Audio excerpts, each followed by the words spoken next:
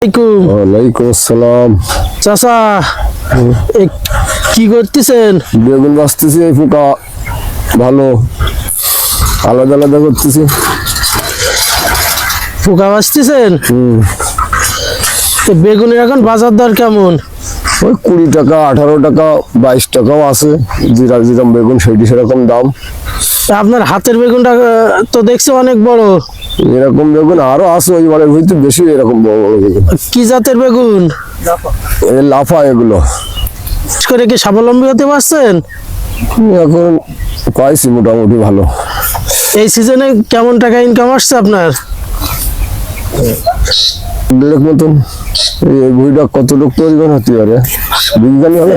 বেগুন দেখছি 3 ভাগে ভাগ করতেছেন।